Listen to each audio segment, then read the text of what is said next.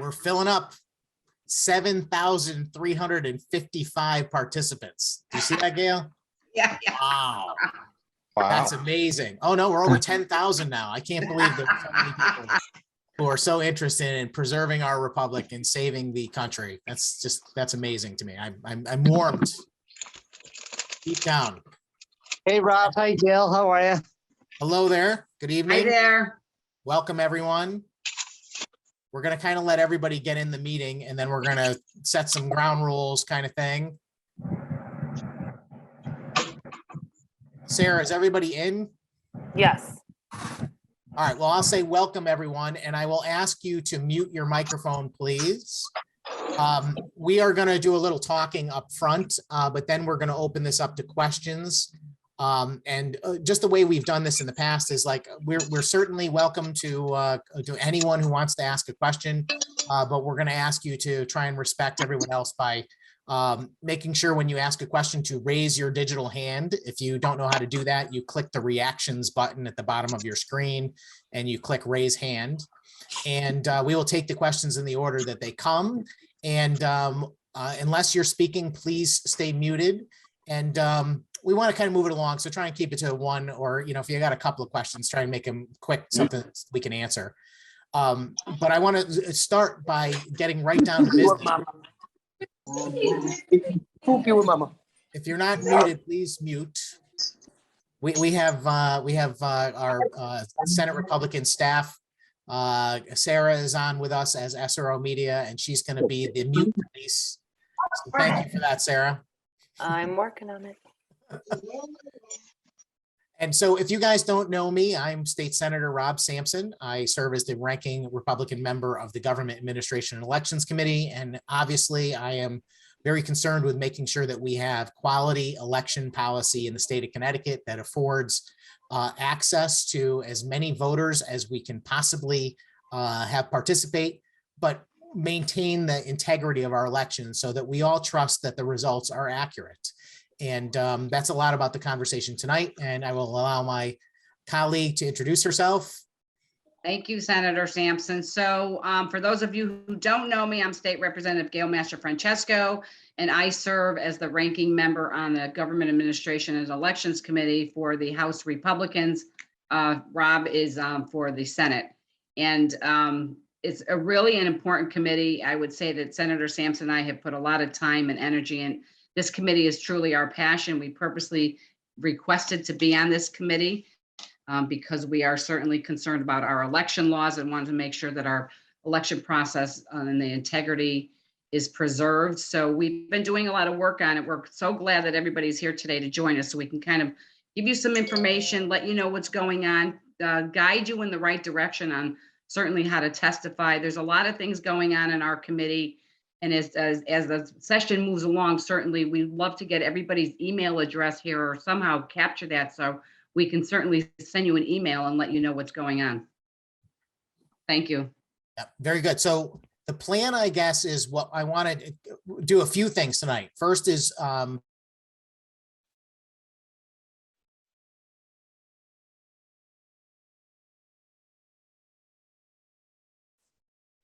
did you freeze up or is it my computer? I think he froze, Representative. I think his computer froze up. Let's give him a second. Oh, you, Gale.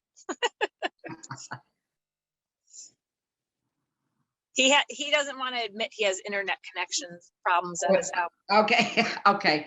He said keep going. His internet connection. So what we'd like to do is, like he said, if anybody is not speaking, please mute your computer so we can hear everybody. Always get a lot of that background noise going, and we can certainly answer any questions, but I'll just kind of give you and then as he said, look in the reactions, raise your hand if you got a question so we kind of keep it in orderly fashion. So basically what's going on is, if anybody remembers last year, real quickly, I'll give you a quick overview that the Senate and the House passed a constitutional amendment for early voting. And you will see that on the ballot this year in November for the November election. And that's a constitutional change. So it had to go through the legislature twice. And we opposed that bill only because there was no time frame of when early voting would begin. Not that we're totally against early voting, but there's no time. It could be 2 weeks, it could be 3 weeks, it could be a month, it could be when the absentee ballots are available. So we had some serious concerns about that, and serious concerns about our municipalities having to open up and the cost to them. And in my mind, we already have early voting because people can certainly vote by absentee ballot if they were sick, out of town, and away, and so forth. So that's one of the things that you're going to see on the ballot this year. The other thing that they passed last year was another resolution to our Constitution. Our Constitution is very clear on absentee ballot voting, of when you can vote by absentee ballot and why. So they passed a resolution to have what they call no excuse absentee voting. It would be, you'd have no excuse at all. Right now, it's very clear. Your sickness, your illness, you're out of town, you're in the military. Those are the reasons that you can vote by absentee, but now they want to blanket it so it's no excuse whatsoever. So the process for there is that anytime you change the Constitution, it has to go through the legislature. If it goes to a vote in the legislature, and the first time they attempt to do that, and 75% of the people in the legislature in both chambers pass it with a 75% majority, that would be able to go on the ballot for the next election. We were able to prevent that. So now it has to go through a whole new legislature before it's on the ballot again. So you'll see that possibly come up this year or next year again. It will be voted on for no excuse absentee voting, and it would be on the ballot in the following year. Does anybody have any questions on that process at all? Does everybody understand that? So the no excuse absentee voting is a big deal. The problem we have here in Connecticut is that we have no security measures in place now that exist right now to prevent any fraud. So there really is no signature verification. There is no really an ID required to go in to vote. These are all the concerns that we've had over the past couple of years, is the reasons why we opposed it. Anybody have any questions on any of that? None? Okay. So there's a lot of fraud, in my opinion, when it comes to absentee ballots. We've seen in the last election, the 2020 election, where the Secretary of State did a blanket and mailed out all those. Oh, hold on a minute. I think Senator Sampson's trying to get in here. Sorry. Where there was a mass mailing of all applications for an absentee ballot, and many of them were returned. So our voter rolls are not up to date, and that caused a real problem. And there's really no way of controlling it. You have the ballot boxes that are outside of the town halls, within the districts, within the towns, that are really not secure. So we had some serious concerns with that process. Let me see if Senator Sampson, are you here, Senator? Can we hear you? I am back, and my apologies. For whatever reason, my entire screen froze and I had to reboot my computer. Sorry. And I think that's because we're overwhelmed with thousands of people on our Zoom. Yeah. Clearly, the technology, maybe it's the Democrats trying to stop us from interfering with their plot to mess with the integrity of our election system.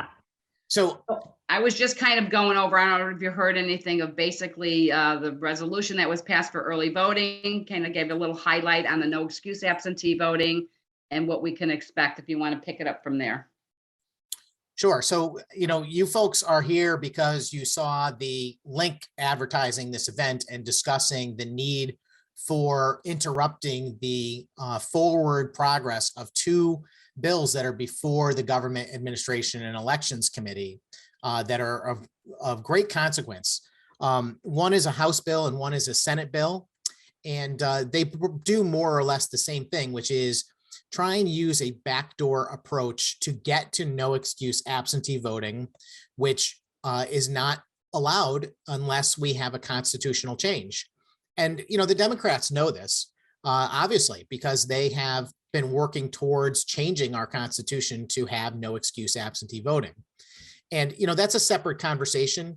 And recently, we had a conversation with the chairs of the committee very publicly on the last committee meeting, and we actually asked them to bring the bill for no excuse absentee voting forward.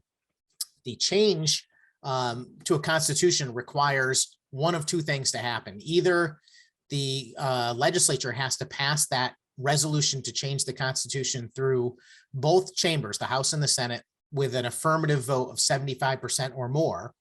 And if that happens, then the item goes on the ballot at the next election for the public to vote on it. And if it is voted on favorably, then it changes our constitution. The alternative is if they don't get their 75%, they have to pass it through two separate legislatures as a mere 50% or more majority. And so they did that. They managed to get their 50% last year. And thankfully, Gale and I worked very hard to prevent them getting to 75% and encouraging our Republican colleagues to stand strong. And that is because the Democrats want to pass no excuse absentee voting as a constitutional change without what we consider to be absolutely necessary protections and precautions. And that has a lot to do with what is happening in the bills that are before us. So we asked them to bring the bill forward in the hopes that there is a chance that we can work with them because it's inevitable. If they don't pass it by 75% this year, they will pass it by 50% next year for sure. And we will be stuck with no excuse absentee voting the way they want it. I would much rather give in and allow the no excuse absentee voting constitutional amendment to pass as long as we have the means to put some protections and protocols in it. I wish it wasn't that way. That is not the ultimate solution in my eyes, but is the only real solution we have to protect our system of voting. But the thing that is really scary is that they're not willing to wait and go through this process. They're trying to circumvent this process as they did in 2020. In 2020, they used the COVID pandemic as a means to alter our voting without going through the constitutional process. And I believe what they did was illegal and unconstitutional. And I think that they're attempting to do it again, despite the objections of some very intelligent and capable people and me. But the issue is that the two bills that are on the agenda, they have one thing in common, and that is that they propose to change the word illness into meaning your personal illness. So the way we have absentee voting in Connecticut now is you are only eligible to vote by mail, by absentee vote, if you fall into a category that is listed in our Constitution. And I meant to have all these things on the screen for us tonight to talk about, but I lost it all when I locked up. But if you read the state constitution, it's quite clear that they're talking about things that happen to you as an individual person. In other words, you are allowed to vote by mail, by absentee vote, if you're out of work on business. It's ridiculous to suggest that you should be able to vote by absentee because your neighbor's out of town on business, right? And the same thing with all of the other excuses, like you are in the military. Well, it wouldn't matter if your neighbor's in the military. That's not a reason for you to vote absentee. It's not a reason if your neighbor is disabled. It only should be situations that affect you personally. And that is what illness means in the Constitution too. And they are trying to stretch the definition of illness to mean everyone. And the mere existence of illness in the world. And we have to stop them, because it's not just the fact that they are going to redefine who is eligible, but once they do define who is eligible, and this is the important point, and forgive me for rambling on here, I just want to lay this out for you guys in as short a way as possible. Once they are able to say that the word illness means any kind of illness that ever happened ever, including COVID-19, which was the original excuse and the one they want to continue to use, that means that everyone suddenly becomes eligible, and you have thus created a backdoor way to get no excuse absentee voting without changing the Constitution. And the problem is that we do not have the protections in place in this state for no excuse absentee voting. Other states that do mail-in voting, they have a system in place. They actually require people to put their signature on file. Some of them require much more than that to verify someone's identity. And the entire process is very, very organized from start to finish to make sure that they are verifying at every step, from the point someone registers to vote, to the time that they ask for an absentee ballot application, to who they mail it to who returns it, and who it's submitted, and that it is applied to that specific individual who's on the voter rolls that have been verified. They are making sure. We don't have that luxury. And in the last election, just a few examples of how bad it was. One thing is that hundreds of thousands of these absentee ballot applications were returned in the mail. Proof that the list is wrong. And think about how much it costs, by the way, to mail to every registered voter in the entire state. There's about 3.5 million people in the state, and I would say probably 75% of them are registered voters. So there you go. I mean, you're talking millions of ballot applications. And then for every person that completes one and sends it back, you're talking about postage for that. And then the actual ballot being mailed out. It's millions and millions of dollars. And it's unnecessary because it is extraordinarily easy in Connecticut to get an absentee ballot. If you are eligible for one, you simply call the clerk, the town registrar, you go on the website. We could make it even easier. And that is going to be one of the suggestions that I make, when we negotiate this further, for people to get an absentee ballot. There's no excuse to mail them to everyone. And the only purpose for that is because you like the idea of mailing them to everyone, because you know it's going to create problems and the potential for fraud. And I don't mind saying it as publicly as this, that I honestly believe that that's their intent, that they know full well that the people will abuse and misuse this system for the advantage of their candidates. And it's wrong. And that's why we have to stop it. So let's take some questions on that right away, although I'll let Gale jump in and add if she wants to. Yeah, let me just add something here. So there's many states out there that have really no excuse absentee voting. The difference is that they have a process in place for checking them. Some people have their license on file, they have their photo on file, they have their signature on file to verify who they are. We don't have any of that here in Connecticut. In order to do any of that, we have to have a system in place, and it has to be shown and proven that it's working correctly. And it is stopping anybody voting who should not be voting. And that is the biggest issue here. It's not that we don't want people to vote. I want everybody to come out and vote, but I want it to be done legally, and I want to make sure that they are the person voting. There has just been too many instances in the state of Connecticut, more so when it comes to absentee ballots, that there has been accusations of fraud. It happens every time in every election. You can open the newspaper and you're going to find some irregularities when it comes to absentee ballots. Somebody did ask a question I saw it on the chat here about using a voter ID. So when you go to vote, most of our towns are pretty good. They ask you for a voter ID. I know in my town in Wolcott, they do that. And most of them are pretty good. But if you walk in to vote and you don't have if you don't have a photo ID or any ID, you can actually go in with a utility bill, we'll say, and you can show them that. If you don't have that with you at all, and you have absolutely no paperwork, you could still vote, because they'll have you sign an affidavit, and it'll just contest that you are saying you are who you are, and they will hand you a ballot and you'll be able to go vote. The problem with that is that piece of paper is just filed with the town clerk or the register of voters, and there's no signature on file to match it up to say that you were the right person who voted. So that is the problem. So there's no audit procedure. They don't even go Right. back and check. What happens is they register you and then they send you a voter registration card. And if it comes back in the mail, oh, well, must not have been that actual person, but that vote still counts and it is still counted in the election. And it's amazing to me that they would have such a system.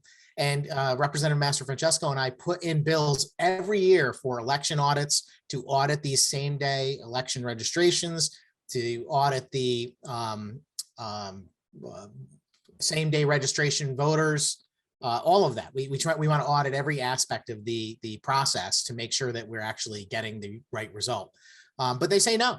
And it's tragic, really. And they think they can get away with it because there are so few people paying attention. And that's why it's delightful to see all 10,000 of you on this Zoom, and to know that you're going to work with us to create some pressure in the legislature to make sure that they back off from these crazy ideas. And the next part of our discussion tonight really is going to be about like how to go about it, you know, how to understand the Connecticut General Assembly website in simple terms, how to find the bills, how to sign up to testify, what to do on the day of testifying, because we want to make it easy and accessible for people who are concerned to take part in the process. And because we want your help, because we're not going to fix anything in this state unless we have the help from the public. This last year has been proof of that. I mean, you can look at, you know, how individual communities and, you know, parents, you know, pushing back on masks on kids were able to overcome the majority and the governor's literal abuse of power. They would have kept masks on kids and this state in a state of emergency forever if they could. But it's only because people had the courage to be able to stand up and actually show up at meetings and challenge their elected officials, that is changing. And we can do that on this election stuff too. So as I said, to ask questions, please put your hand up, your digital hand, and we will take you one by one. And we're going to try and move on after we take a few questions on the COVID voting that we already talked about, to then talk about the process for testifying, et cetera. And if there are no questions. Yeah, while we're waiting, if nobody has a question, just real quickly. So you know how easy it is to register to vote here in Connecticut. You can just go online to register to vote. And I had many instances, many people tell me they went online to register, and again, there's no verification of who they are. They are not getting anything back. The state is not requiring or asking for anything back to show their signature, a picture of their photo ID, so they can match of who they are. So it's very easy to register to vote here in Connecticut. The other thing too is that we've constantly asked for a hearing, at least give us a public hearing on photo ID to go in to vote. Everybody knows that, you know, you have to have in some cases, a vaccine passport to show to go into a business. You need photo IDs to get on a plane. To go to the bank. It's endless the amount of times that you need to show an identification. And every time we bring that up, the comment is we're disenfranchising voters. People can't afford to get the card. And we said, well, let's put it in the budget that we will pay for a voter ID for everybody in Connecticut. And again, that gets shot down. So if anyone who wants to ask a question, I have a couple of requests of you. First off, we need to see you and we need to have your name on the screen. You can do that very simply by in the upper right-hand corner of your own picture. You can click the three little dots and it says rename, and you can type your name in there. And we will go from there. So the very first person that I see that has a name up there is Kimberly. So we will take Kimberly's question first. I don't know if you can unmute yourself or not, Kim, but go ahead. Can you see me? Yep. Yes. Okay. I apologize. I think I missed the very beginning of when you were describing what the bill is actually doing. I understand all the reasons why we should be concerned about mass mailing. But could you describe again, just very briefly, what this bill is specifically trying to change? Yes. The issue is that historically, there is no law in Connecticut that prohibits the mailing of absentee ballot applications to voters. And in fact, candidates and political activists and Democrat and Republican town committees and so forth have done it for years. The thing is that they were always selective about who they mailed them to, because there was always a requirement that the person would be eligible. And what happened in 2020 is the Secretary of State took it upon herself to make everyone eligible. And I believe she did that by circumventing the Constitution, because the Constitution's requirements say that only people in certain circumstances are eligible. And these two bills, and one is a Senate bill and one is a House bill, they're a little bit different, but they both propose to do the same thing, which is to redefine the word illness. So it does not any longer mean just your personal illness. It just means that there is illness in the world, or that there was an illness at some point. It doesn't even really get even to that much detail. And I believe it is completely in contradiction to what the Constitution says. But the virtue of saying that everyone is eligible means that it is now possible to just mail those ballot applications to every person. And that's why it's so important for people to understand what is going on in these bills does not create the ability for them to mail the ballot applications, but it creates the excuse for them to do so because they're essentially making everyone eligible, and when they're not. And we talked a little bit about no excuse absentee voting and how we could get there, but we would have to do it in a system that actually does protect the integrity of the vote. And we're just not there yet in this state. Okay, thank you very much. I hope that helps. Yeah, it does. Thank you. So basically, they're trying to redefine the word illness in this bill. That's Yes. correct. Yes, to be basically anybody's illness or just the mere existence of COVID. And, Okay. and as we know, the pandemic, obviously back into 2020, when it surfaced, things were pretty bad, but we are far past that now. Kids aren't wearing masks in school any longer. You're talking about November. Yeah, so it's two things, by the way. See, the Constitution you have to read the wording, and I'll share it in a moment, but it's pretty clear that they're talking about someone's personal sickness. And in fact, the state government at one point took the words from the Constitution and they used that to make the statute to say who's eligible. And the statute actually says personal illness, or personal sickness, forgive me. And what they're trying to do is take out the word personal as if that somehow fixes things, because all they're doing is changing the statute. That doesn't mean that they have changed the Constitution, and they're trying to get around that very cleverly and very deceptively. And I think that they know how obvious it is, and they're just relying on the fact that they got away with it in 2020 and that not enough people will call it into question. And I can say from experience, I spoke for many hours on the floor of the Senate and Representative Mastrofrancesco on the House floor, and we made an extraordinary case against what they were doing. But if the people aren't watching, if the news media is not engaged, if the courts don't agree with us, there's nothing we can do. We have to change public opinion. And that's why I'm so thankful that you guys are here tonight. All right, thank you very much. James, you're next.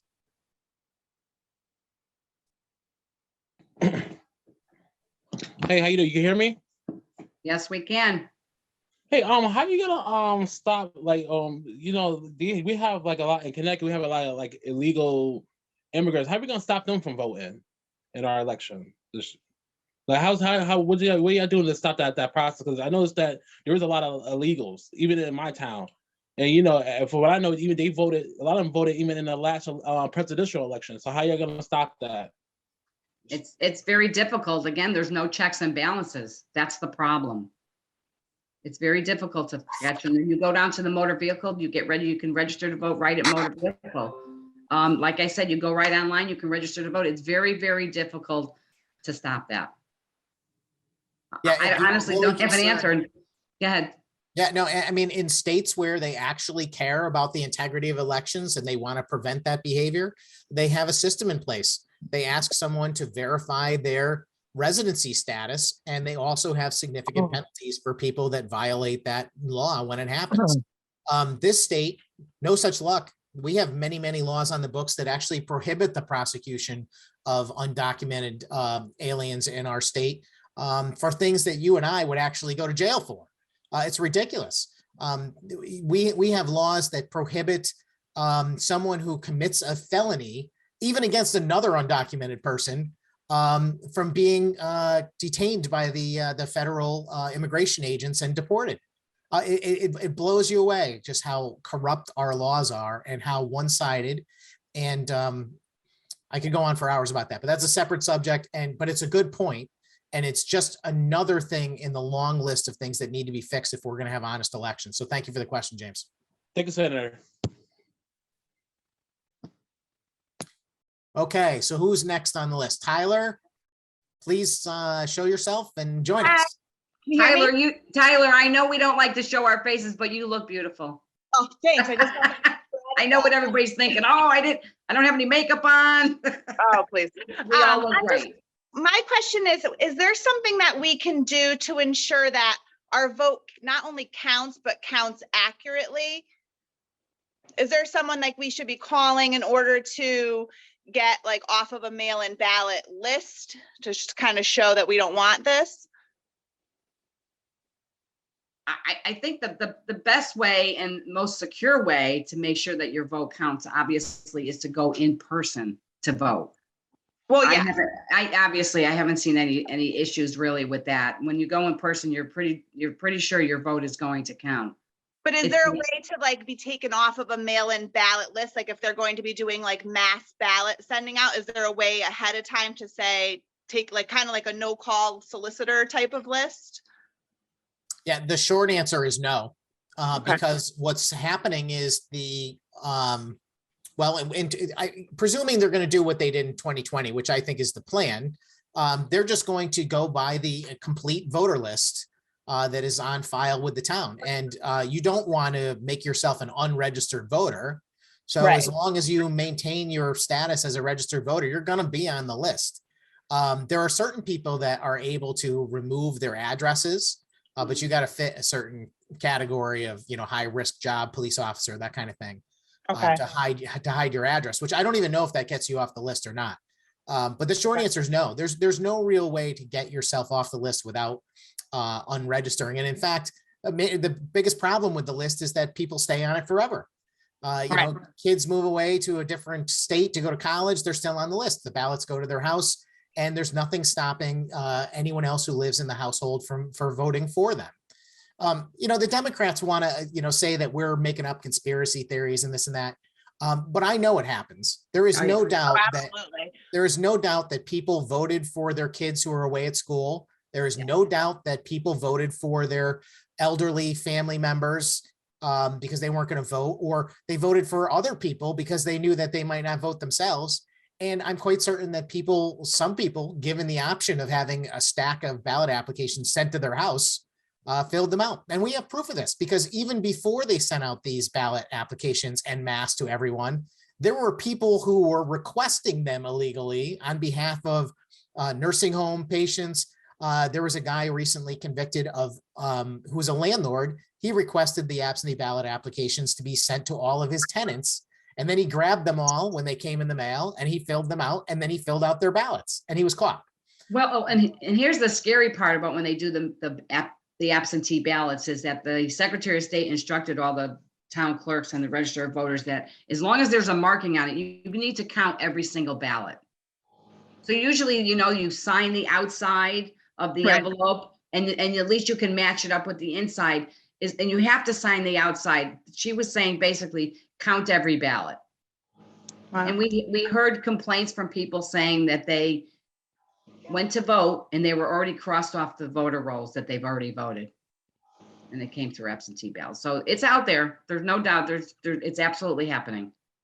What about like when you go to vote? Does it matter if you use like a pencil, a marker, or a pen? Because I know there was like a lot of talk about people getting Sharpie markers, and then that doesn't count. Yeah. Again, it's a lot of towns. They kind of had their own rules. I saw some towns they used a little felt tip pen, and some that used the ballpoint pen. Some people were complaining that they weren't able to mark their ballots. So yes, there's no consistency. That's the problem. There's no process. There's no procedure. There's no checks and balances. What should we be using so that it works in the machines and whatnot? So if we want to bring our own writing device, does it matter? Or to be honest with you, I don't know. To be honest with you, I'm really not sure if it's a felt pen is different than a ballpoint pen. We used to use pencils in the day, so I'm not really sure. I'm in Southington and we used pencils, and then afterwards everyone was saying you're supposed to use markers. I'm like, I've always used pencils. So yeah, it's a really good question, because if you're right, if somebody's using a pencil and it's not filled in enough that the machine can't read it. Right. So you make a very valid point. Okay. So Tyler, at the risk of angering some conspiracy theorists out there, I have researched this pretty thoroughly. Okay. And I'm not going to say this is an unequivocal answer, but I've asked the Secretary of State's office, and I have watched numerous videos on this subject on YouTube and other places where people have investigated this exact question. The typical voting machines that actually just count bubbles that are filled in, anything will work as long as the bubble is properly filled in. It's not really, I know there was Sharpie Gate and all that, but I don't think that's, there are cases where ballots are not the bubble's not filled in all the way and the machine does not register properly. And there are certainly cases where people don't fill in the ballot correctly. They vote for two people in the same thing and the machine doesn't know how to count it. Generally speaking, those ballots are set aside. And then they are counted by hand, and it's a judgment call for how they're actually attributed. But hopefully in that jurisdiction, you have a responsible Republican and a responsible Democrat moderating the election, and they can agree on what it says. And if they don't, they throw it away. Gotcha. Okay, thank you. Awesome. Susan Bradford. Yes, I'm here. Can you hear me? We can. No, we can't hear you. Okay. Thank you for being here and thank you for this forum and thank you for everything you do. It's very much appreciated. What I don't see a lot of action on, it seems, is cleaning up the registered voter rolls. And, I know that the registrars of voters are supposed to be responsible for that. But there's a system called ERIC, which, that everybody piled into and it does nothing. And they've been sued by Judicial Watch because they do nothing. And they just let these ghost voters accumulate on the registered voter lists. And that's a big problem with when you get into this absentee voting thing, because then there's tons of materials that they can create votes with. So how who's responsible? Do you have to sue somebody? The State Elections Enforcement Commission, do they do anything? Who is the bottom line to get to stop that?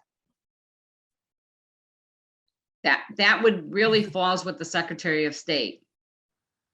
And, the voter rolls, there's no doubt about it, they are a mess. Just think about the people that move from town to town. They're registered in one town and they move and they go to another town and then they register there. And there's no it's very hard to communicate with the town. So it really falls with the Secretary of State. And to be quite honest with you, they have no desire, the majority party, to really put a good faith effort into cleaning up those rolls because it's unacceptable. They should absolutely be cleaned up. But So there's no effort on them. Do people have to sue the Secretary of State to get her to do it? Well, we need to elect a new Secretary of State, someone that is going to be concerned about our election process to make sure that is done. That's so Susan, just to follow up on what Gale has said, I mean, there are a lot of very conscientious people working in the towns across the state, in the town clerk's offices and the registrar of voters, and some of them do a phenomenal job of tracking down and actually cleaning up their voter rolls. That said, they are still a mess because it is a monumental task. Yeah. And I don't know, no matter what system is used or how much effort is put into it, whether it could ever be truly accurate, because things are happening every day. I mean, and they do have some procedures in place to track people that become deceased, who move. They do have a process, but you're absolutely right. The voter rolls get out of whack very quickly, and there is very little impetus behind fixing them. The only solution to that situation is not to mail the ballots, because it really only becomes a problem when people are being mailed who are on that list incorrectly, or ghost people that don't exist at all. If everyone had to request an absentee ballot, then it would be far less of a problem, and they could be verified individually in a case like that. And that's what we're advocating for, is that if we do move towards no excuse absentee voting in the state, that we eliminate any mass mailing at all, by the state, by the town, by individual candidates, by anyone. We want to make it so it's super easy to get one, but you have to request it. To me, that's the only solution to that problem. Well, this last mass mailing they did with the absentee ballot applications, supposedly like 200,000 of them got returned by the post office. I mean, that's just appalling. There's no supposedly. It did happen. I did mention it when we opened this meeting tonight. And that's just one example of the problems. The cost, millions and millions of dollars to mail them out. The ones that are returned, the ones that did not go to people that actually were looking for it. they were disenfranchised as well. The number of people that sent theirs in after the fact, so they were caught up in the US mail and did not get there till after Election Day. There are documented cases of people who did not have their vote counted for these reasons. There's an issue with the drop boxes, people putting them in the drop boxes. How secure is that? How secure are those drop boxes? What is to prevent tampering of those boxes? During the discussion last year, I made a big issue of a photograph that was sent to me showing one of the drop boxes with a whole bunch of ballots sticking out of it. And I sent it to the Secretary of the State's office, and they were filled with glee when they came back to tell me, "Oh no, Senator, you're totally wrong. Those boxes were stuffed after Election Day," as if that's somehow better. Those people thought they were voting and their votes would count, and they were chipped. They were cheated out of having their vote count. Now, maybe that's their own fault, but if they knew that they had to vote in person on Tuesday, chances are their vote would have counted. That's just one side problem. There are dozens and dozens of problems. We could get into the fact that people are being mailed at ballot applications in prison, addressed to their cell number. Yeah. It's complete madness. The Democrats know it, and they are going to continue to do this until we say no. Right. The other thing you have to, the other problem too is that, when you mail in a ballot, the way it always was is that it has to be postmarked that day, and it has to be in the town hall in there by a certain time, by that day. Now they count ballots that come in that they are not delivered for maybe a couple of days after the election. And that's a problem because there are so many ballots being mailed, and it's a big problem.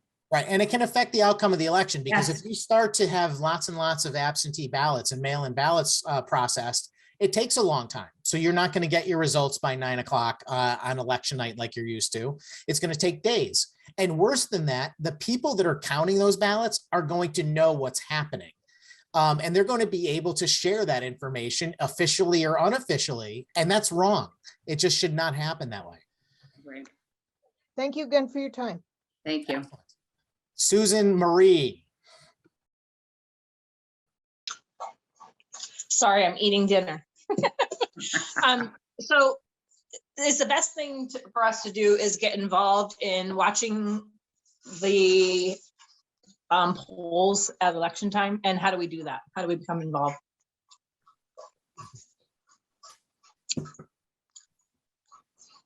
Say that again, Susan. I'm sorry. Are you talking about watching the polls on election day? Yeah, should we go and become poll workers? Yes, I would. Inside. And how do we do that? How do we get involved? How do we learn that process? How do you get certified to be in there, or whatever you're supposed to do? Right. So I do know that the register of voters in certain towns, they're always looking for volunteers for that day. So go down and talk to the register of voters, talk to your local town committees to have them contact, if you're on a town committee, to contact the register of voters and let them know that you want to volunteer on election day. They're always looking for help. I would absolutely recommend. And you're the eyes and the ears for what's going on during the day. So I think it's very important.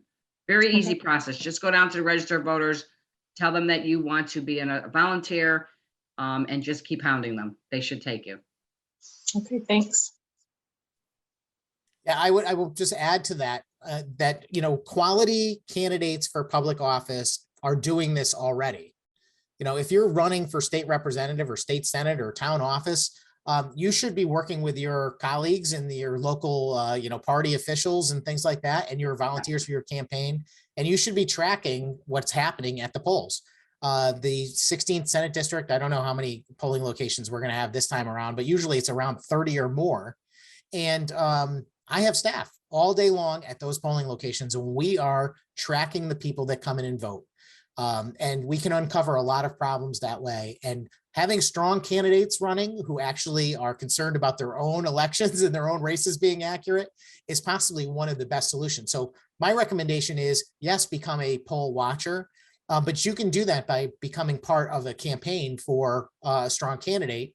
And you can work to help them in a lot of ways, including on election day, by making sure the results come out like they're supposed to.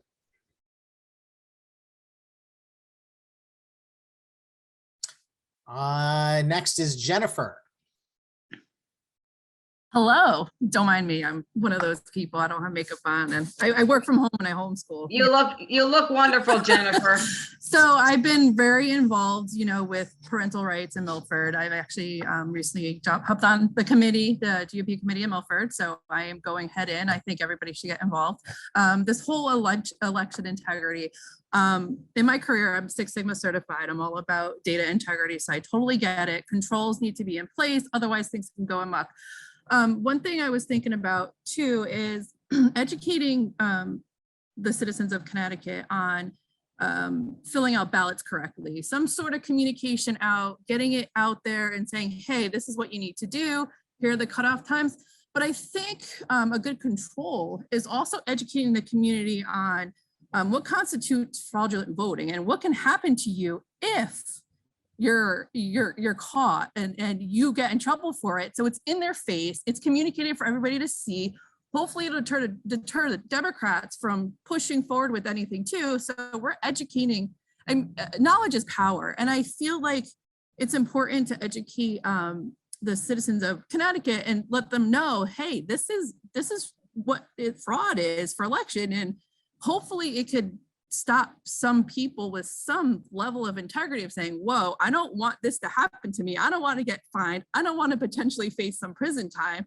Somehow getting it out there, communicating it, putting it on TV. I don't know, whatever you need to do. It's just something I'm thinking about, and it's putting it out there for the Democrats to say, hey, we're educating the community. We're not putting up with this. This is enough. So that's just the thought I had in my head. I think, and what are your thoughts on it? Well, thank you for the question, Jennifer. And you're absolutely right. And, one of the things that we are up against is the fact that the Democrats' number one argument, whenever we bring up any question or concern about any of these bills or processes, is we're crazy people. We're conspiracy theorists. There's no such thing. I got quite a few emails today, in fact, from people who became aware of this Zoom meeting and the bills that are coming and my concerns over them. And they're writing me, telling me that I'm just a conspiracy theorist and there's nothing wrong with our elections and that I'm just making it up. But I do my best to point to them the fact that there are people who are actually prosecuted for committing election fraud. I mean, what do you have to say to that? I have ironed it out and laid it all out, and enumerated numerous cases of election fraud that have occurred and people that have been prosecuted on the floor of the Senate several times. But it's a very difficult thing to do. So what I would like to see is us actually get into a majority in the state to start changing some of these things. But the immediate solution is to prevent this unsolicited mass mailing election and replace it with a public service campaign, kind of like a PSA campaign, telling people how to interact with our voting system, how easy it is to vote, but also, as you said, pointing out the integrity of the election's importance and the penalties for committing election fraud. The sad part about this type of fraud, and there are all different types of things that happen, but the absentee ballot fraud is especially bad because it is very difficult to catch who did it. When the ballot ultimately is dropped in a drop box or mailed in, it is impossible basically to know who did it. You can track where it was, whose name it was in and who it was addressed to, but beyond that, you don't know. You don't know if it's going to that person. You don't know the person that opened that envelope. You don't know the person that filled it out. You don't know anything about them.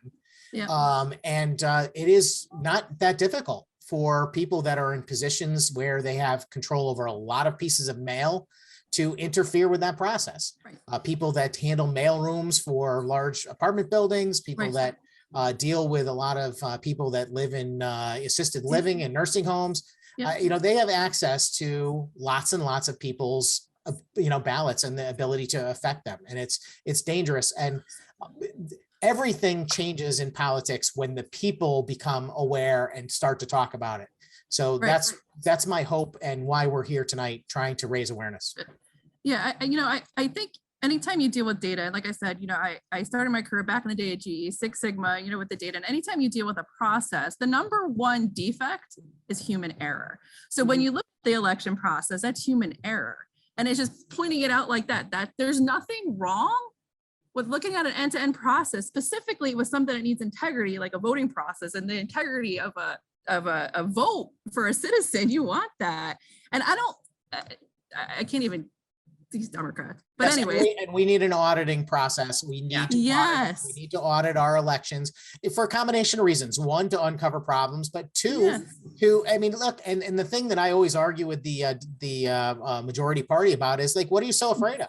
I mean, if you're so Exactly. confident the election is perfect, wouldn't you want the audit so you can go and say, look, you audited us and it came out perfect? You know, it makes no sense that they would be so reluctant to engage in an audit process. We need to restore confidence in the process, and that's what we're missing. Right. And there's nothing wrong with revisiting any type of process and saying, hey, let's take a look at it. Let's make sure that it makes sense. Let's make sure we have the controls in place to ensure the integrity for the Democrat vote and the Republican vote. And I don't know if it's just a matter of way it's wording with them, but they just, it's frustrating to me too. And I see this, and the more that I'm getting involved, and I'm so thankful for the parental rights and me just kind of getting involved a little more, but this is really important because this could shape a lot of what's going to happen in the future. And we don't want what they're trying to propose at all. Absolutely. Well, thank you very much, Jennifer. So, you're welcome. Thank you. So we have like, it's 7:25. I kind of want to go to like 7:30 and then we can talk about this process. So we have, Linda is on the screen, even though it says iPhone, and she's next. So we'll take Linda and James, and then we will move on to kind of talk about the next step of this, this meeting. And then we can take some questions again at the end. So go ahead, Linda. So you mentioned that there may be some type of compromise that you would put forth to them to try and avoid, you know, honestly, I think it's just going to go through because that's how they roll.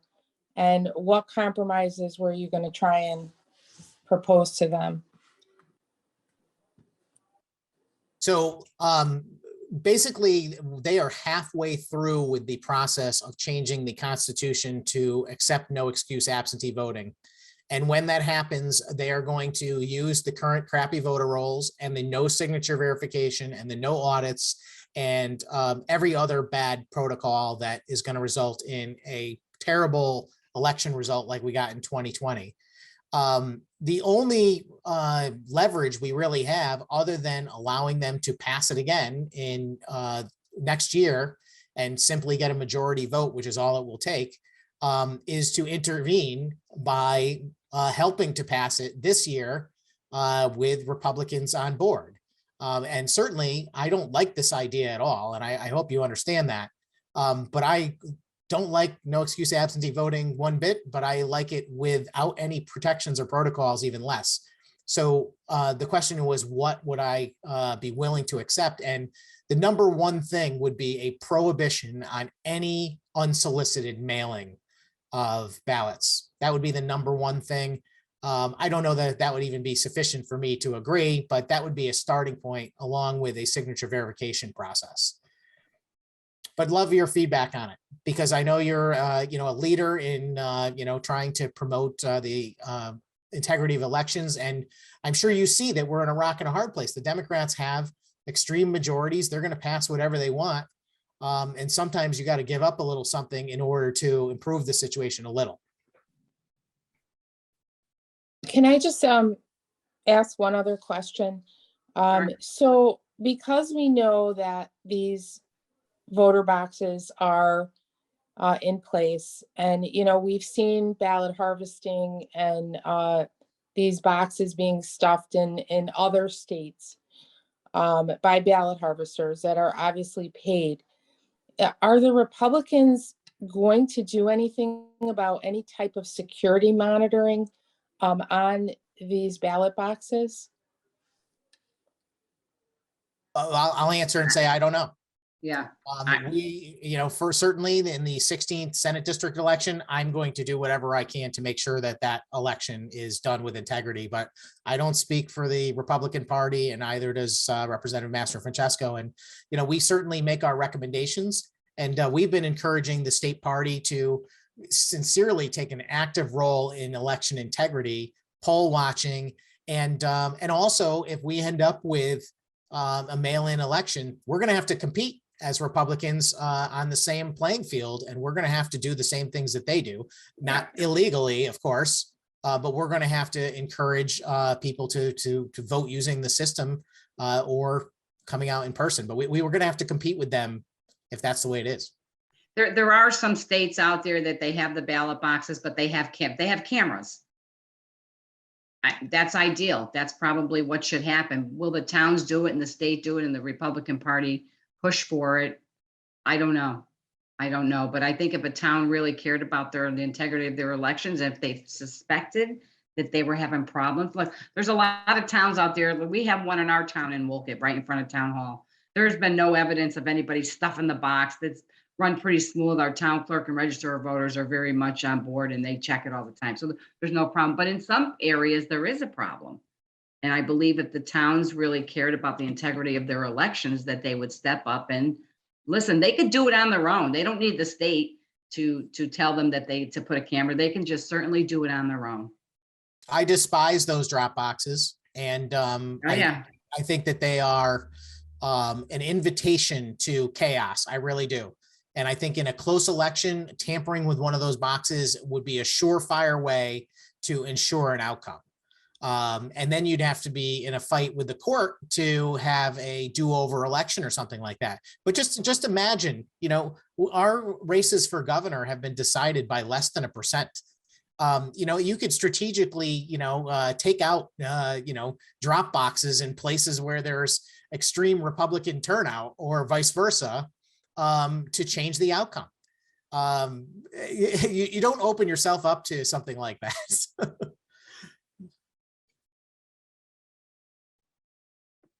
Anything else, Linda? Thank you. No, thank you. Thank you, Linda. James, hit us again. Thanks again, Senator. So let me ask you something. Don't you think like we could basically we need to like educate the people on like the consequences of allowing people to vote illegally? Because I know that people more so in the urban area, a lot of them don't know the importance of like the elections. So like you think if we educate more people on the consequences of allowing people to vote illegally, a lot of them will watch people too, and more people would get on the basically on the bandwagon to stop people from illegally voting, because a lot of people don't even know who you are. Like, you know, I know y'all, you know, because my father was also in politics, but a lot of people don't know who you are. So when it comes to like elections, they really don't care about it. So the more people we get on our side, the more, you know, the more pull we got. And like in anything in life. Amen to that. That's why we're here doing what we're doing, because at the end of the day, no one's coming to save any of us. Right. I mean, it's the one lesson of politics that I hope everybody understands. There are no magic bullets. There are no superheroes. There are no courts that are going to overturn things magically. It just doesn't happen. What influences policy, what influences the outcome of things is public opinion. And if we want to win, we have to change the hearts and minds of the people around us. And we have to never give up on that. Because nothing else is gonna actually work. It just really isn't. That's not to say we shouldn't try every avenue. We should try and reveal every crime, every electoral problem in every state. And there are a lot of people working towards doing that. And hopefully that will reach such a level that it is not able to be ignored any longer by the media and so forth.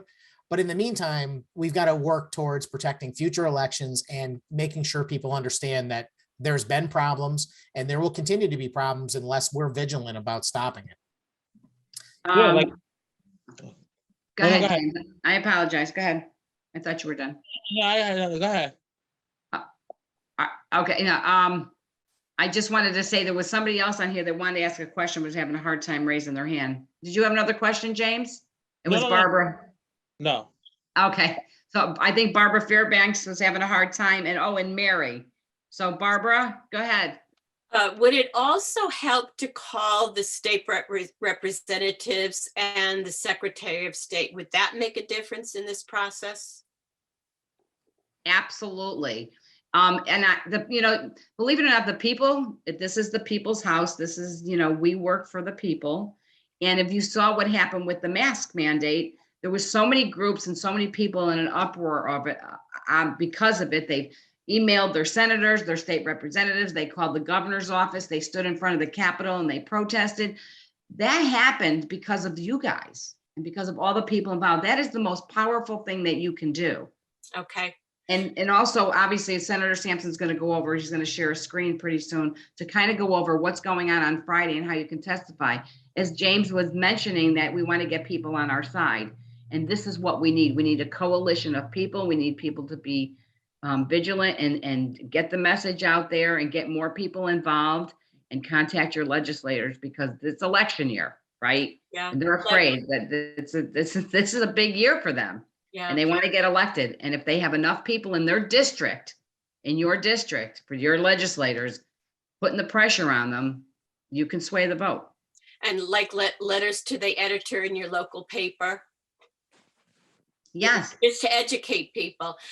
Also, there's a movie coming out in April for Dinesh D'Souza called 2000 Mules, which exposes all the corruption that went on in the 2020 election, where they actually have videotapes of people coming between 12 and 5 with loads of ballots, stuffing them in the boxes. So if you want to get that kind of information, it's available, I think, in April.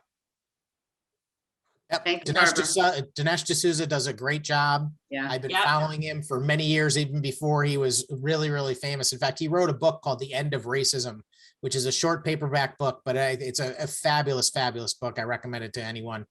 I'm going to share my screen unless Gail, did you say there was another person that was? Yeah, I think Mary and that Mary had a question, I believe, and I did want to make a comment, but go ahead, Mary. Well, I find that they're looking to change the definition of sickness and some things like that very troubling. And they just are so expert with twisting of definitions that I would be against that solidly. They wouldn't be complaining or looking to change it unless it was good as it is my feeling anyhow. Right, it's all part of a scheme. It's an election rigging scheme. Definitely. They're trying to change the rules so that it benefits them. They're not trying to make good policy here.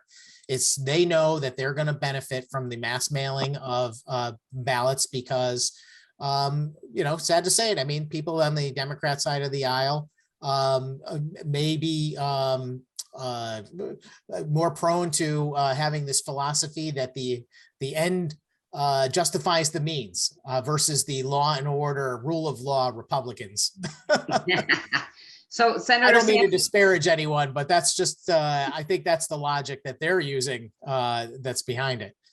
All right, so I want to share my screen with you guys. Hold on, Senator. I just want to make one more comment before you share your screen.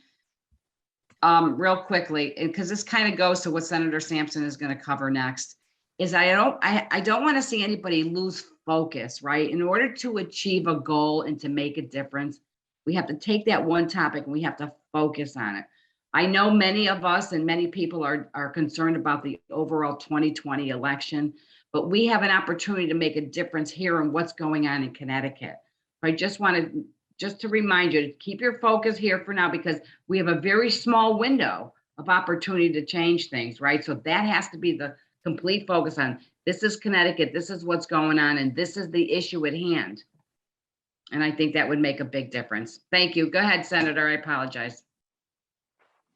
You got it. And bear with me, folks, because I don't really have a plan for what I'm doing, but I think it's important to kind of share the state legislature website with you guys a little bit and show you around a little, because I think this site is actually somewhat complex for the average citizen to even figure out what's going on. I know it took me a long time, even after I was elected, to find what I was looking for on here.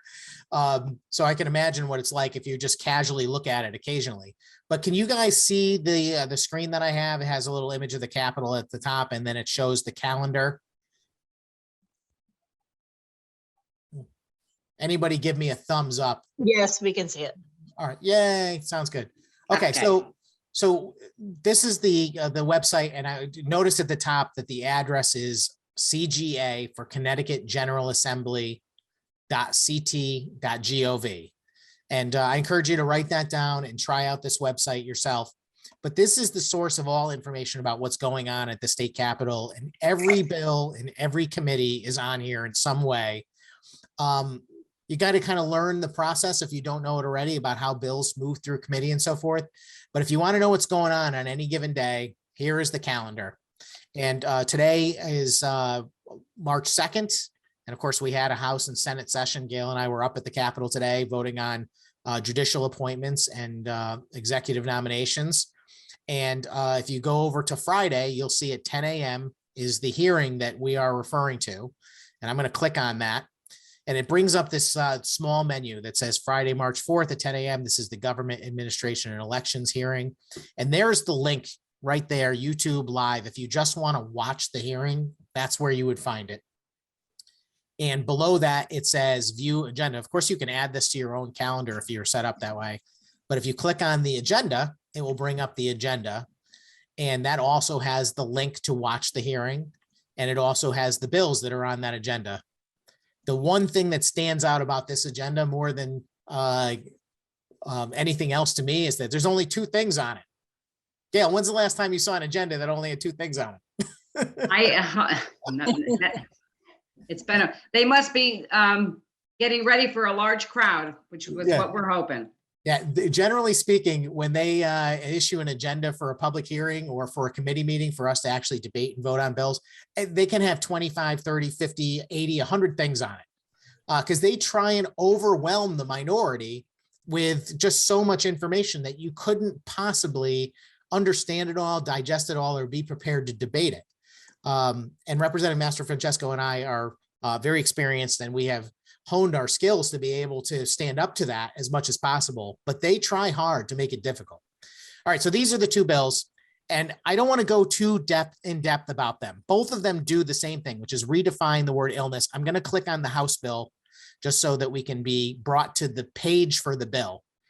And I'm sorry that this is complicated. I wish I could make it simpler, but when you come to the page for the bill, there's a whole breakdown of everything that's going on. You'll have the bill number at the top, and you'll have the title of the bill and a short description about what it does, which you should never trust because it says what they want it to say, not what it actually does. And same thing with titles. It'll say an act concerning election integrity when meanwhile they're robbing you blind. And then under text of bill, thankfully, because this is a new item, it's a very simple page and it will show the raised bill, which I'm clicking on. And this brings us to the language of the bill. And I brought up the House bill because it's only 3 pages long. And I want to, please stop me if I'm going too fast or people have questions along the way. You can raise your hand and I'll try and answer them. But you can see right here in section 1, when you look at a bill on the legislature's website, no matter what it is, the way to read it is to understand that when things are in brackets, like right here, this is in brackets, that part's being taken out. They're removing that language from the statute. And then if it's underlined, that means they're adding language.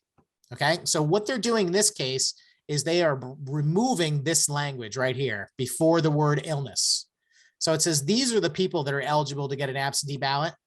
And it says people that are unable to appear at such electors or person's polling place during the hours of voting for these reasons.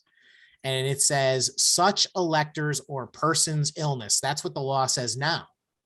And what they're taking out is such electors or persons. And they're just making it so it's not your personal illness, but rather because of illness. And what does that even mean? Does that mean your neighbor's illness? Because illness exists in the world? Because someone had malaria in South Africa in 1830? It doesn't mean anything. And in fact, the fact that they're saying illness without saying, you know, a pandemic, or without saying COVID-19, or without saying a illness that might affect you, it's even more broad than it would have to be. And they are effectively making no excuse absentee voting by doing this. It's also worth noting that they're taking and doing such electors or persons' physical disability. And one of the questions I will have for them on when we debate this bill is, why would you be able to vote by absentee because of some other person's disability? That doesn't make any sense at all, does it? Anyway, so that's the gist of the bill and the real problem. There is a little more language to this, but this is the focus, which is that they are trying to redefine the statute, which is in contradiction of the state constitution, which pretty clearly says it's got to be a person's illness. And the reason why they're doing it is to make everyone eligible so that they have an excuse to mail out the ballot applications so that everyone can vote by mail. That's the purpose behind this. There is no other purpose, and there's no good excuse or reason for it. All right, so I'm going to back up a little. Gale, if there's something you want to add, please jump in. Well, I just wanted to let everybody know that in the chat, I did put the link to those two bills that Senator Sampson brought up, so you can read it. It'll link right to the bill. And I also put a link in there on how to register and sign up to testify on Friday for Friday's hearing. The deadline is tomorrow at 3 o'clock. It has to be submitted by. And just a couple of things to know about testifying is that you only have 3 minutes. And I would encourage everyone to submit the testimony as well so we can see it online. Some people don't do that, and it doesn't look like there's a lot of testimony, but whatever you write down, you email it so they can post it online so the legislators that are voting on this could see it. So not all legislators are on the same committee, and they will not be participating in this Zoom event for a public hearing. So a lot of times we'll look at a bill and we'll see, gee, let me look at the public testimony. And I see that, gee, only 5 or 6 people sent in testimony. So I don't know, there could have been 100 people on that Zoom for the public hearing. But if I only see a few pieces of paper of people that sent in testimony, it's kind of deceiving. So it's really important. Listen, even if you have a paragraph, send it in so people can see it. Yeah, I agree. It does not have to be long. My name is John Smith and I oppose this bill. Yeah. Period. That's I it. would prefer you wrote more than that, but I'll take it. And if you do nothing else, add your name to the list of people that are opposed to the legislation. As far as the testimony goes, you can send written testimony, as Gale mentioned, and you can testify in person, and you should do both. But at the very minimum, send in the testimony. The way to send in the testimony is just to know the email address to do it, or to actually find it on this website, which sadly is, they make it ridiculously difficult. And the way to do it is, you have to go to committees, know what committee the bill is in, which is government administration and elections. And then you've got to click the button where it says public hearing testimony right here. And that will open up an email account so you can actually email it. Right. And if you want to register to testify, you have to click on the other, you have to go into the bulletin. Did you go through that one, Rob? I think that one's just a submit testimony, but you need to be registered to testify so they can send you a link to the Zoom so they can enter you into the room. Yes. Am I still sharing my screen or no? No. What happened? All right. I want to go back to sharing the screen. Okay. So as Gale mentioned, the place to go to sign up to testify is called Bulletin, which is right here. It's right on the main page. When you go to cga.ct.gov, you go under daily records and you click Bulletin. And this is a printed document. If you actually are in the Capitol, it's a small booklet that you can grab one. They're all over the place. And it tells you, what's going on any given day. It also gives you a lot of information about all the players. And I'm convinced this document exists to make things complicated. Yeah. You got to go all the way down until you find what you're looking for, which is the Government Administration and Elections Committee, Friday, March 4th. And here it is. This is the information for our day and the two bills, Senate Bill 184, House Bill 5262. If you look in here, you will see online testimony registration form. And that's the only place that you can actually go to register, is you got to find it on this bulletin page. You know, we try and do a good job of making sure that when we need help from the public to come and testify, that we share the actual link, you know, on Facebook and an email and so forth. But so you know, that's where you would find it. And Susan, I did post that link in the chat if anybody wants to copy and paste it, so they don't have to go looking for it. Susan Marie, you have something? Yeah, I would just suggest that when people write testimony, in the title, they put opposition to bill, blah, blah, blah. So that when they're going through this, they can see that right away. Yes, that's a good point, because generally speaking, the committee is going to, we have a clerk, and that clerk is going to kind of semi keep track of how many fors and against there are for bills, and they like to share that with the committee chairman. I would love for them to find out there's 9,000 no's and 4 yeses. That might go a long way to making them change their mind about whether or not they want to bring out a bill that might damage them in their next election, because that's the thing they're most concerned about. They're trying to rig the next election with this legislation, but if they find out there's enough opposition to it, that's another thing that might hurt their election chances, and they'll be very, very aware of it. Yeah. Also, if you are copying your own state legislators, your state rep and state senator, it's good to have that in the title, because even though they might not read it themselves, most legislators have an assistant that is checking their mail. At least that simple statement of showing you're opposed is going to be an indication to them, which they can pass on to their legislators. Yep. And Rob, there's some people in the waiting room, I've been told. I'm not sure if Sarah got to them or not. Sarah, you slacking? I'm trying not to mess up the recording, but I'll check. Okay, so does anyone have any questions about the CGA website, or how to sign up, or how to testify? You're going to have 3 minutes, you know, so you want to stay focused. You can talk about pretty much anything election related, and I doubt they will cut you off.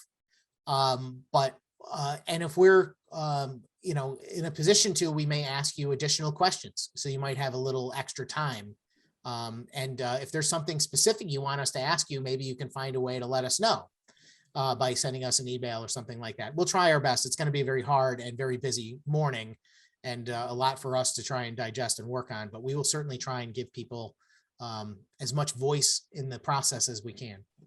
And then also, Senator, would you mind, so for those who want to sign up to speak, you won't be sitting there all day. There's going to be a speaking order, and you will know what order number you're going to be called. So if there's 200 people who sign up to testify and you're number 100, don't worry about being there at 10 o'clock in the morning. You can always log on at any time on YouTube to see what speaker number they're on. So you'll have an idea, which is really important, because I don't want people to get discouraged. They're like, oh, I'm number 200. I can't sit here all day. You don't have to do any of that. You check it every once in a while. You'll see what number they're on, and you'll be able to, you'll know what time. You'll get an estimate. Right. And if you are registered to be on the public hearing, when you sign on to the Zoom like you did today, they basically leave you in a waiting room. You can watch the committee, but there's no real indication that you are an upcoming speaker until really the last minute. So don't expect to even know other than knowing what number you are and what number they're on. Because usually you find out, like, you know, when you're number 200, when they're on 199, that's when they actually admit you, and not before. Right. And I can tell you that tomorrow after 3, like tomorrow night, you will be able to see a speaker order list. Like, there's nothing on the site now. I can't see any testimony. I went into the committees. I went into the, Rob, just so you know, I did go into the testimony in the public hearing for tomorrow, for Friday. I don't see anything there yet. But by tomorrow night, you should be able to log on to the committee page. And Rob, if you can share your page again, maybe there's a finance meeting tomorrow, so we can kind of show you what it looks like to see the speaker order at the bottom, so you can click it on, and you'll have an idea. So any of those Zoom meetings that are tomorrow would kind of give them an idea, those public hearings, so they can see. I don't know what you're asking me to share. So if you could just go to the committee, the finance committee. because I know there's a public hearing tomorrow. right? You want- And down on the bottom, public hearing testimony. Yep. See, they have committee meetings where we vote. Public hearings are when the public is allowed to come and sit before us. You can find the agendas, and testimony, once it's submitted, will be available here. Right, and then you'll be able to click on the date. So if you just click on tomorrow's date, this is a different committee, but I'm just showing you the process.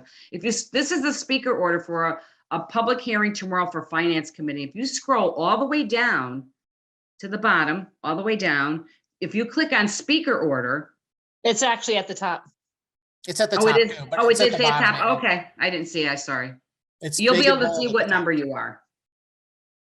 So we want to see this list full. I want to see 5 pages of names on here tomorrow or Yeah, Friday. there's only 68 people testifying tomorrow during this whole finance committee, which has dozens of bills on it. Right. So, See there, it Again- says click for speaker order. oh, right here. I'm sorry, I didn't see it. So, I just wanted to give you an idea of how to find it for those that are going to sign up to testify. Yes, and hopefully you guys with a little bit of experience on these items might get more engaged, and you will find, trust me when I tell you, you will discover dozens, maybe hundreds of bills that you need to testify on, both, rarely, but some in favor and many, many against, because there are many bad things happening in the state capitol all the time. And hopefully you will be inspired after this. That's our hope. We have just a few minutes left, so I will leave it with some questions. If anybody's got any questions before we wrap up.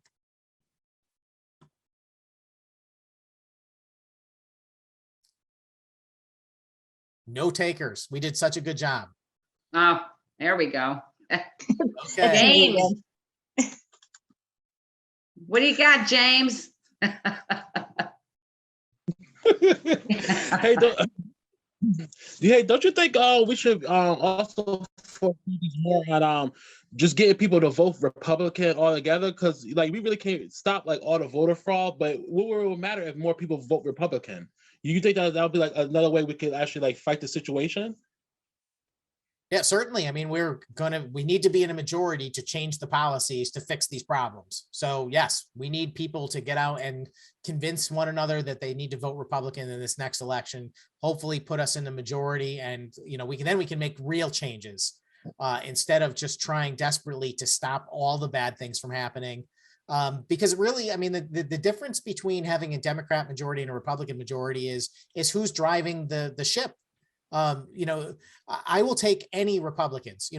I'm a conservative. I like to elect the most ardent and strong principled conservatives as I possibly can. But I will take any Republican over any Democrat at this point for 2 reasons. One, because any Republican is going to be better than any Democrat. And number 2, getting in the majority is what matters.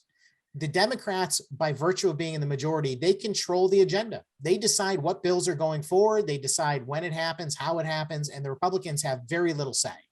All we have is the ability to try and fight back by affecting public opinion, giving them hard votes on amendments and things like that, and just really, rattling their cage by taking up a lot of time and making it difficult for them. If we were in the majority, even if we had the weakest, most unprincipled Republicans, which I'm not suggesting is a good thing, they would not be doing bad things like the Democrats are. And that's really the point, is stop the Democrat agenda, which is destroying our state and our country. So you don't think that you could probably find a couple, look what's going on with Joe Manchin and them. He's a Democrat, but he's a conservative. You don't think that if you're not going to win the Republicans of Connecticut not going to win altogether, you don't think you probably could get some some people who are Democrat to basically agree on what you believe in? You don't think you could do that too in Connecticut, or no? Am I right or wrong? On some occasions, we do have Democrats cross the aisle and join us on votes, but the Democrats have such significant majorities that you need a lot more than a couple here and there.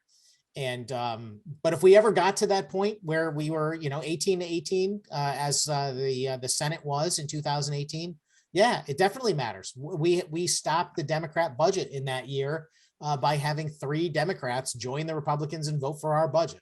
Of course, at the end of the day, the governor vetoed it, and we had to go back to the drawing board, and it didn't work out. But it was a heck of a lot better than it is today, when they just do whatever they want. And they seemingly are able to get away with it because no matter how compelling Representative Mastrofrancesco or myself or any of our other colleagues are, no matter how good our arguments are, at the end of the day, they have the votes, and very, very few people are paying attention. The news media does not do a good job of reporting the full truth on these things. And as a result, you know, they're going to get what they want, and they rarely pay the consequences. I think that if the average voter knew what typical Democrat voters, particularly in places that are kind of borderline swing districts, they would never get elected. So it's incumbent on us about making and revealing what they've actually voted for to elect more Republicans. All right, Amy, you're next. Thank you. Thank you for having this meeting tonight too. So I just want to be clear, since as you so well explained, the page, the CGA Connecticut government page, which I always look at and think, I don't know what to do with this thing. It's so complicated. But I mean, great explanation about how to testify, but I'm not quite ready to do that yet. And I would rather, when you talked about doing an email opposition to the bill, my name is so-and-so, this is why I'm opposing this. Weren't you referring to sending emails? And you said if you got 9,000 that said opposed, that would be great. Is that, where would I be sending that? Because that's something between now and tomorrow at 3 o'clock that I could tell some of my friends to do too. So let me just look in the page there. I believe, hold on a minute. So Amy, I just put in the chat the email address. Okay, great. You can just send an email to that address and it will count as testimony. As was mentioned, I would write opposition to the two bills, SB, I forgot them. It's Senate Bill 184 and it's House Bill 5262. And I put the link to those bills. Yes, thank you.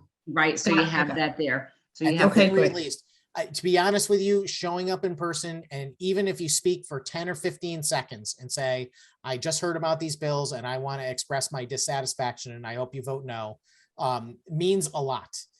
Because the problem we have there is that they're going to have people on their side and they tend to outnumber us almost every time. I don't think that's going to happen tomorrow. I think we're going to be in the majority. And I'm excited for that, to see what the result is. But I want to knock them over. I want to have hundreds of people testifying to really wake them up that people understand what's going on and they're not going to get away with it. Okay, but so are you referring to testifying on Zoom or YouTube? Not coming in person, right? No, it's all on Zoom. Right. I saw it a couple weeks ago for the parents with the mask mandate. Yes. So that's cool, but it's not a lot of notice. I mean, we got to say, you know, tomorrow by 3 o'clock, right? Isn't that we have to let people know by tomorrow at 3 o'clock? You have to submit, you have to click on that link and submit your name and sign up by 3 o'clock tomorrow. So for Friday. Okay. Right. Even if you write a paragraph down, you're just reading from your paper is fine. It's and listen, I know it's hard sometimes for people to testify for the first time. It could be intimidating to some people. So I totally get it. But don't be nervous. Put your paper, type a paragraph. No, I get it. Trust me. I've been doing this a long time, so we're used to it. But I was really nervous too in the beginning. And just read from your piece of paper.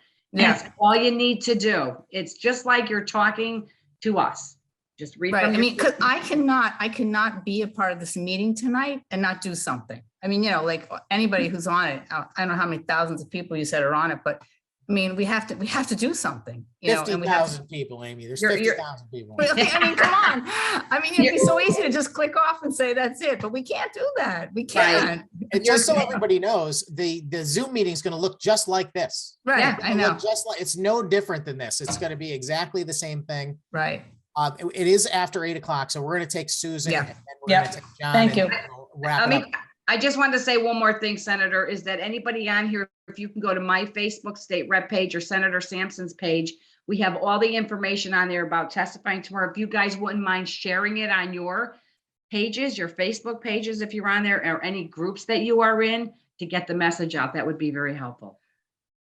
And to the point that there's very little notice, that is one of the other tactics that they use. Yeah. Sure, The of law course. says that they have to provide 5 days notice for a public hearing. And trust me when I tell you, they try and make that the shortest 5 days in the world. They will post it at 11:59 on Friday night for a Tuesday morning at 9 a.m. hearing. Wow. And they Okay. do that as a matter of course, because they do not want the opposition to get organized enough to oppose them. They know what they're doing weeks in advance, so they can be telling their people what to do long before we ever find out. Sure. Go ahead, Susan. Thank you. So another thing I wanted to mention, which you didn't really cover on that government website page, there's a way to follow these bills too. So as they change or when they go for debate on the floor, it'll alert you of that. So I just wanted to make sure everyone knew about that. And also Families for Freedom, our private group, if you're not on it on Facebook, we will be having another Zoom tomorrow for people to put together their testimony. If they want to have any questions about reading it or whatever, we can go over that. Like as far as just what you're going to say, you can go over it with us there. So.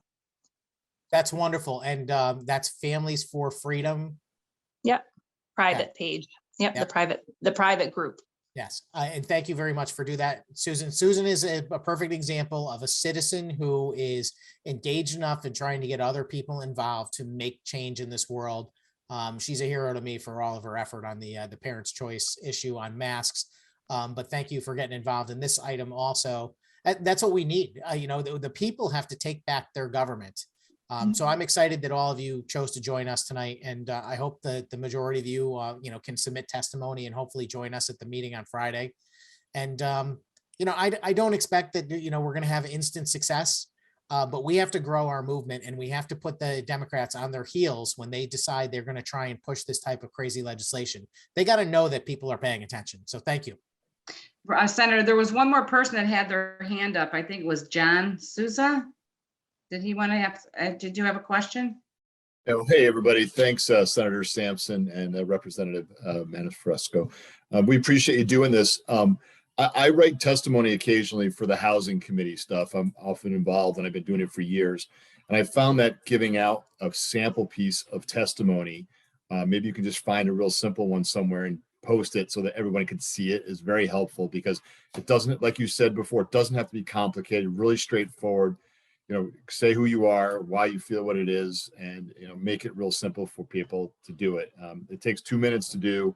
Even if you go and do it yourself live, everybody's very nice to you when you go. It takes 5 minutes to do, really does. And they may ask you a question. So just a thought, and hopefully I'll help somebody. Thanks. Yeah, and we're not going to let the chairs be rude to you. I can promise you that. If they give you any grief, we will be right there to jump in. All right, everybody, thank you very much. What a great evening. I'm super excited by how many people came to this. And I know it's probably difficult doing a Zoom, and I didn't give a whole lot of notice either. But we're going to continue to try and be very active on social media and by email, informing people that are signed up about these kinds of things going forward. So keep an eye out, and you can help us take Connecticut back. Thank you, everyone. Appreciate your time, and I'm looking forward to hopefully all you guys will testify on Friday. Sounds good. Good night, everybody. Good night. Thank you. Thank you. Good night. Good night. Thank you.